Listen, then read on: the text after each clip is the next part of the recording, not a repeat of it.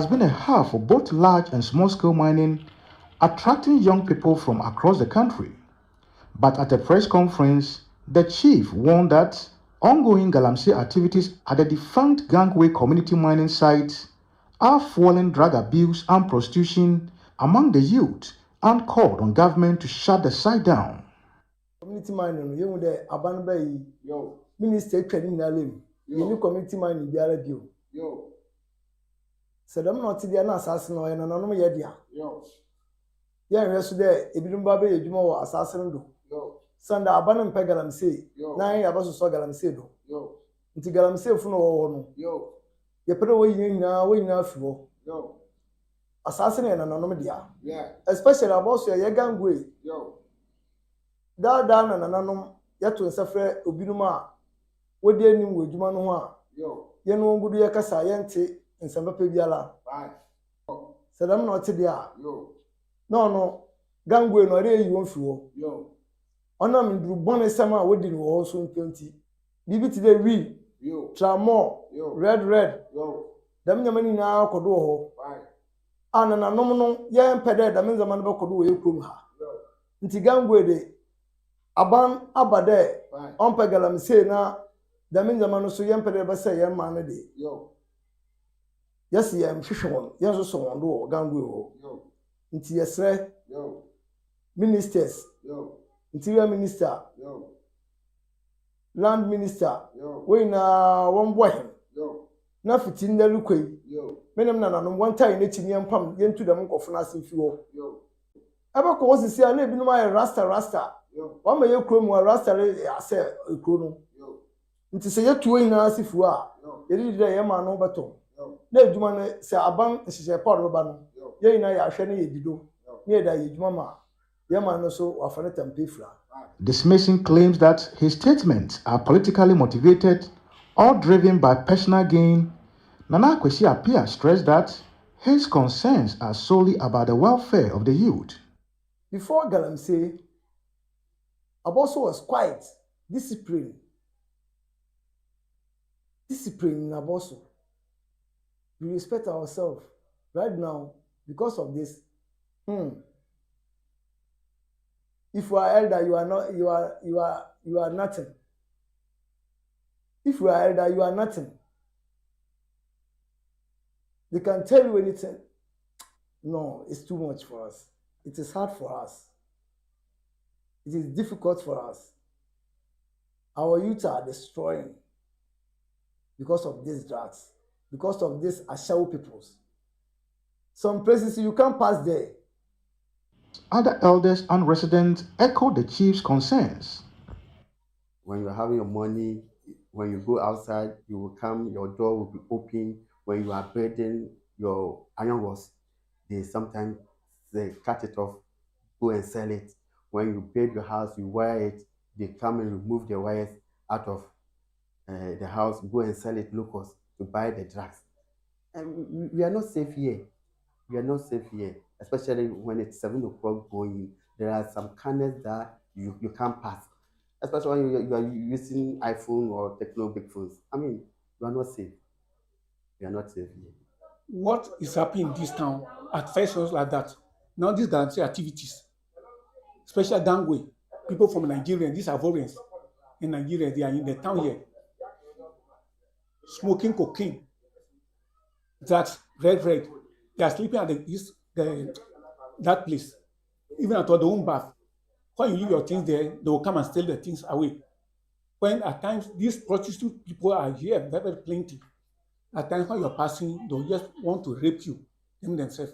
When you're having money, they won't take your money. If you don't give them, they will use cutlass to be choking you. This is what you want this Galamsey to live in this town. Because at first, there's Galamsey that these are old Abosso mines. At first, there's a mines here. Residents of Abosso say they expect a swift action by government to clamp down on the activities of illegal mining here in Abosso and curb the rising tide of prostitution and drug abuse. For ChannelOne TV News, Akwesi Ejenim, Abosso in the Western Region. All right, we have our correspondent Akwasi Ejeanim online, on Zoom with us. Akwasi, thanks for joining us on Sunday Breakfast. You're becoming a regular. Good morning. I hope you're well. I'm doing great. All right, tell us about the Abosso community. I assume they're predominantly farmers. Are they selling their land to these illegal miners, or are the illegal miners taking the lands by force? Well, Abosso community actually is located within the Pristia Huni Valley municipality of the Western region. And it's always been a mining town. It's used to host major mining companies like Goldfields. Currently, it is hosting some mining activities of Golden Star Wasa mines. And because it used to host mining companies who are no more operational in the area, they left behind several shafts mines. And shafts is the underground model of mining. And so this particular mining taking place in Abosso, where the chiefs are not happy, happens to be Galamsey activities taking place in old mine shafts. And they are basically not the type of Galamsey that is so much disturbing, the open pit kind of Galamsey, where you see water being allowed to go into river bodies. But this one, they operate underground. And that used to be the style of mining Galamsey that we saw growing up. And they are still keeping with that because they have these abandoned pits over there. The danger with that one is that because it is not being handled by competent hands, or should I say the original mining companies who were operating with all the safety standards. There are instances where some of these pits caves in, and we record deaths. But I must say, according to the chief, they handed over these sites to the previous government when it started the small-scale mining, the community mines. And since the onset of this new government, the chief is saying that these sites have been abandoned, have been stopped from operating. But these illegal mining operators are still on site, and they want them out of the place. According to him, the place is now being infested with foreigners who come with all sort of attitude. I mean, some prostituting, some going to petty theft and all that. And that is a disturbing phenomenon. And talking to some of the people, the youth that we saw over there who decided not to speak on camera, they are saying that the chief is only being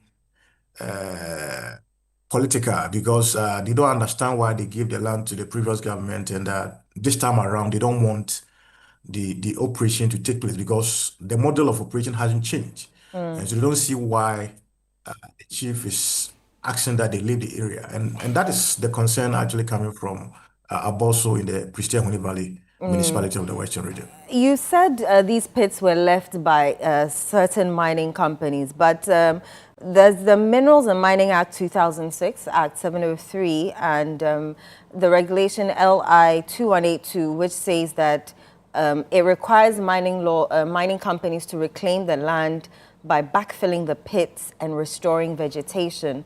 And a failure to comply can result in penalties and legal action. If they've left these pits there, can this law be used on them to reclaim the land or do as is required by the law? Why did they just leave the pits like that? Well, you're very right. I mean, there should be an element of decommissioning of those sites. But my checks with the Minerals Commission indicates that these sites have actually been handed over to some other mines, except that they are not mining in that area. And so they will not be due for decommissioning. And don't also forget that according to the chief's narration, the previous government took some of these areas for community mines. But my checks again with the Minerals Commission shows that they were not really part of the registered or commissioned community mines. And so in their books, they don't recognize those sites as community mines. Again, they don't even know the ownership of those people operating over there, not just now, but previously the people who were operating over there. And he is saying that the government at the moment is trying to investigate the activities within those left behind shafts, pits, to see if they could be accommodated under the newly launched cooperative mining. And so that is what actually is happening now. But between now and that, there's this tussle between the people currently operating there and the chiefs over there. What I've picked up is that there's likely to be a counter press conference coming next week by the people operating there, and we'll be waiting to also hear their actual story. Hold your gun. Akwesi, we'll come back to you shortly. We've also been told that the Member of Parliament for Pristia, in the Western region, Honourable Kujo, has joined us for brief thoughts around this developing story of concern to many. Good morning, Honourable, and welcome to Sunday Breakfast. Good morning, big brother. Great. We understand that you've been very concerned about this developing issue with regards to Galamsey happening now within communities, in and around the Western region.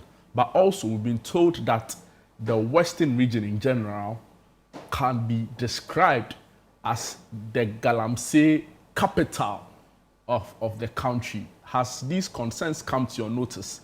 And what are you doing about it as a Member of Parliament?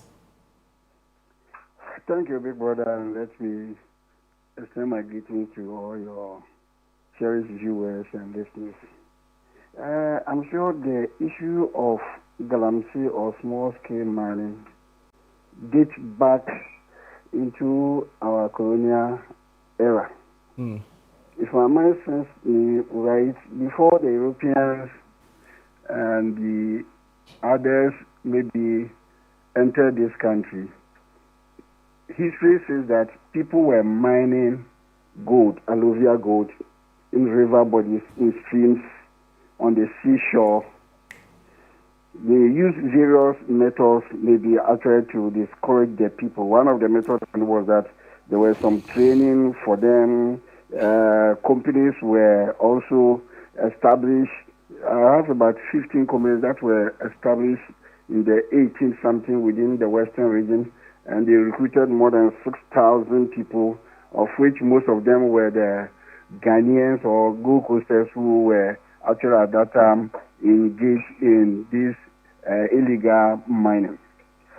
For the past decades, various governments have used different methods to fight this canker.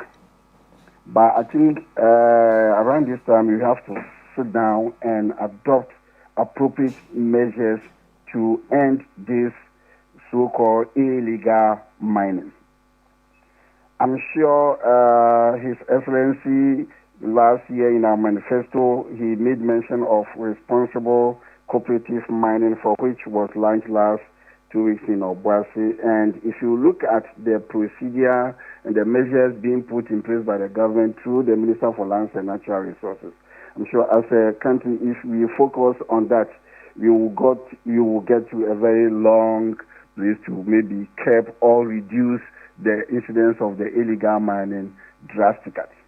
As a student at that time, I realized that it was during the President J.J. Rawlings era. That's where a legislation was put in place actually to legalize mining in Ghana, small-scale mining, legalized small-scale mining, of which many organizations were put together, youth were put together, registered, given some land concession to work. Until then, it was even illegal to hold gold in Ghana as a private individual. Yes, after that, I realized that those groups were given ID cards, and then they were in groups. You will go and work, you have a leader, you have a group leader, and people were registered to buy gold at that time for PMMC. Then we move on to an era where most companies, most foreign companies took over all those lands within the western region. And as such, all the small-scale miners, whether registered or not registered, were pushed off because they never had any land also to operate on.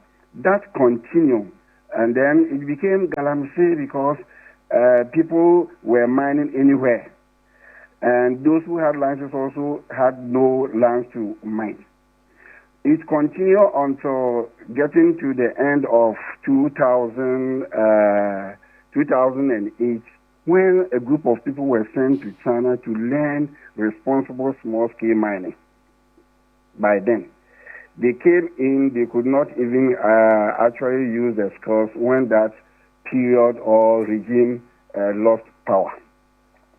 Around 2012-2013, the government then also declared that no foreigner should be engaged in small-scale mining because our laws said that only indigenous can do small-scale mining. And as such, a task force was put in place to stop and seize all foreigners who were mining in this country. That continued until 2016. In 2017, also another task force was put up, the Interministerial Task Force, to fight against illegal mining. We are aware that the president then also declared that whether you have registered or you have not registered, legal or illegal, you should put down your tools. And it then happened. Then when they put down their tools, they converted all those lands into community mining, thinking that maybe the community mining will be in place to control the activities of the miners since they were going to be grouped and work under the community supervision. With that, what I have from my area was that rather party appalantees and party leadership were given the individual licenses to do the community mining. And the method they were using is not different from the illegal miners. They were going through the same method as community miners. And that is where you could realize that a lot of the forest reserve in our area has been devastated. Honourable Robert Kujo. Yeah. Yes, if you can hear me, I get your point, and it's very well noted, and I think similar sentiments have been shared by our correspondent.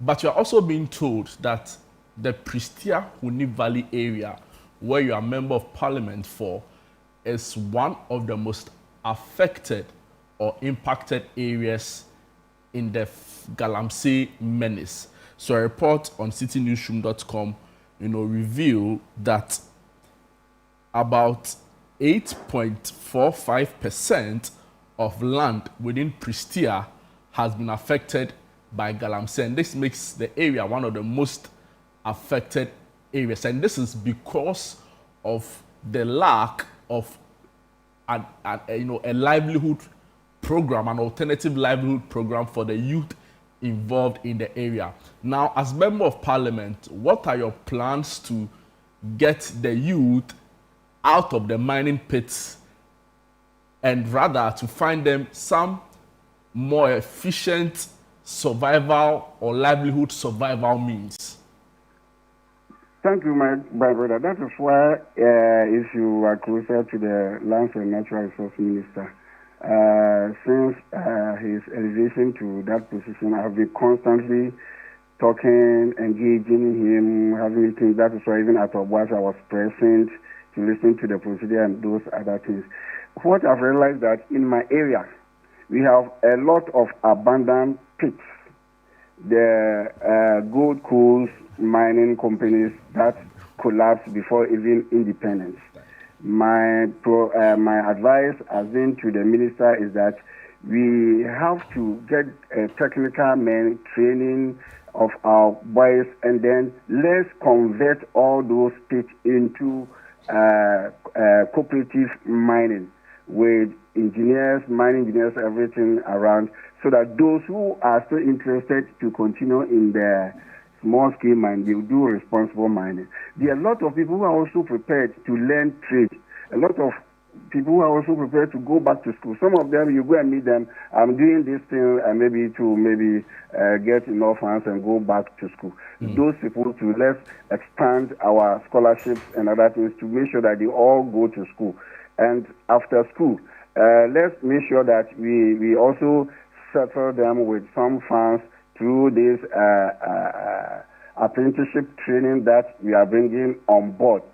Actually, for the past 4 years when I became a member of parliament, every year I spent most of my funds on procuring hair dryers, sewing machines, paying for people's apprenticeship fee and other things.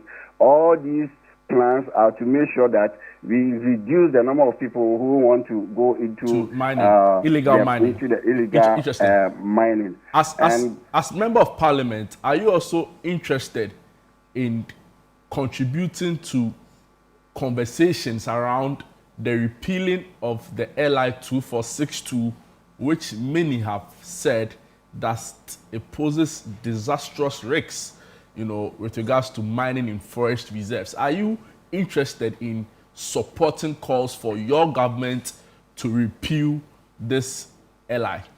My brother, I'm 100% in agreement with regard to the repealing of that LI.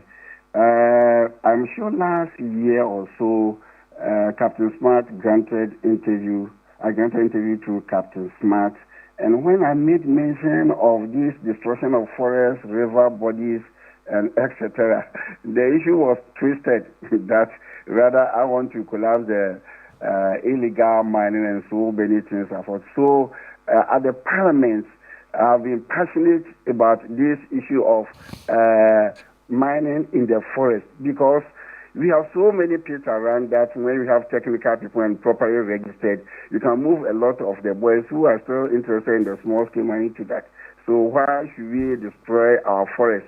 I have made a lot of complaints about that in those days, where people, machos with their cars and other things, will enter our forest, and when other citizens or ordinary citizens enter there, they shoot them, they beat them, a whole lot of things. In fact, we've been in this fight for a very long time, but I think this is the time we are going to get compliments from the government to continue to fight, because we can't destroy our forest.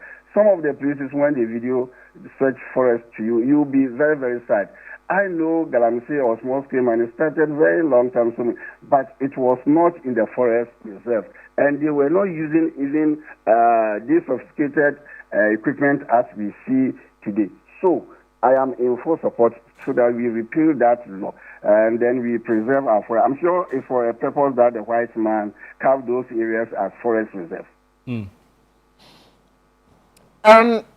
Mr. Kujo, I think I want to find out from you, so specifically the Abosso community, where the leaders, the chief, has raised complaints about the youth in the area taking over these abandoned pits. I'm sure it has come to your attention. Will you be directing resources there? Will you be sitting down with the chief to address these issues that he has raised? Yes, I was surprised to have maybe witnessed that press conference held by the chief or the Odikru of Abosso, because I know that every regime, the youth in those areas work in that particular pit. But recently, the chief called the whole community, the youth, that there are some Chinese around. He wants to maybe hand over that place to the Chinese. But the youth said that no, that has never been the tradition. It's always the local people who work in that pit from generation to generation. So why do you want to give it to a Chinese? This happened twice. And the guys came to me, that Chinese, there are two. They came to me, and then I asked them to show me their map and their documents. What they showed me to me, I pointed out to the chief that it's fake. It's fake because, you see, that's an abandoned pit. And by, gentleman agreement, the youth were able to work there. And then later on, during the MPP regime, they claim they have registered the place as community mining. And that is an old pit, and I'm sure they abandoned the place because where they've gotten to, the grade is very low.